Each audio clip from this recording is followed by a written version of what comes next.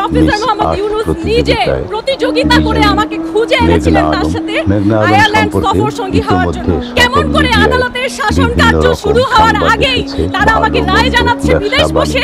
আমি ধিক্কার জানাই সেই বিচার ব্যবস্থায় যেখানে মিথ্যা বলা হয় আদালতে দাঁড়িয়ে। এখন পর্যন্ত আমাকে তারা মৃত্যুর হুমকি দেয়। তারা আমাকে বলে আমার সরকার নাকি ওয়াদাবদ্ধ হয়েছে আমাকে মৃত্যুদণ্ড দেওয়া হবে। আমার সাথে অলরেডি হচ্ছে যিনি ইনভেস্টিগেশনে আছেন সেই ব্যক্তি খুবই ভদ্র একজন মানুষ, ডিবির একজন পার্সন, তার সাথে আমার কথা হয়েছে।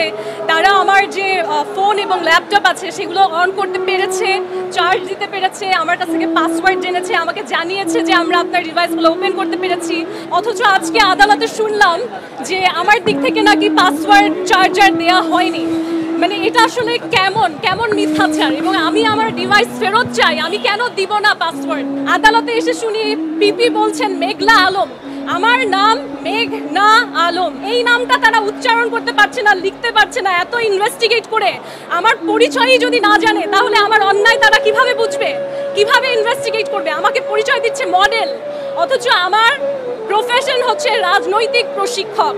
আমি শুধুমাত্র যে মিস বাংলাদেশ আর্ট 2020 সালে হয়েছি তাই নয়, গত 2 বছর ধরে আমি মিস আর্ট বাংলাদেশের ন্যাশনাল ডিরেক্টর। তো আমার এই পরিচয়টা গোপন করে আমাকে একটা মডেল হিসেবে উপস্থাপন করে যে বিচার ব্যবস্থা, তারা তো আসলে আমার সম্পর্কে কিছুই জানে না।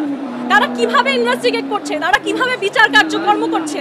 এখন এই 2025 সালে কেন বলা হবে যে সৌদি আরবের কোনো এক প্রভাবশালী ব্যক্তির ইশারাতে আমার দেশের ন্যায় বিচার বন্ধ হয়ে থাকবে? এটা তো হতে পারে না। এবং সেই ব্যক্তিকে আমি রিজেক্ট করেছি, রিজেক্ট, এটা পরিষ্কারভাবে ক্লিয়ার হওয়া প্রয়োজন। সেই ব্যক্তি যিনি আমাকে বিয়ের আংটি পরিয়ে ঘরে তুলতে চেয়েছিল তাকে আমি রিজেক্ট করেছি। আমার কি নারী হিসেবে সেটার অধিকার নেই? কেন আমাকে দিনের পর দিন হয়রানি করা হচ্ছে? আমার প্রশ্ন জাতির কাছে।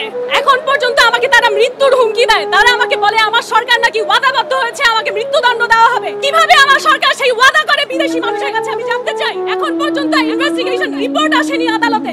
কেমন করে আদালতের শাসন কার্য শুরু হওয়ার আগেই তারা আমাকে রায় জানাচ্ছে বিদেশ বসে। প্রফেসর মোহাম্মদ ইউনূস নিজে প্রতিযোগিতা করে আমাকে খুঁজে এনেছিলেন তার সাথে আয়ারল্যান্ড সফর সঙ্গী হওয়ার জন্য। সেই সময় প্রফেসর মোহাম্মদ ইউনূসের নিজের ভাইয়ের ছেলে আমাকে রেফার করেছিলেন। আমার যদি কোয়ালিটি না থাকতো, আমার যদি জ্ঞান না থাকতো, তাহলে 2014 সালে এই সুযোগ আমি নিশ্চয়ই পেতাম না। অথচ ইসার সাথে আমার দেখা হয়েছে এই যে ইন্টারিম গভর্নমেন্টের সময়। তাহলে তার কাছে পরিচিত হয়ে আমার আন্তর্জাতিক পরিচিতি খ্যাতি পাওয়ার কিছু নেই, বরঞ্চ তিনি তার জায়গায় বারবার করে একজন মিস বাংলাদেশ এসেছেন, একজন মিস বাংলাদেশ এসেছেন বলে নিজেকে জাহির করেছেন তার আন্তর্জাতিক মহলে।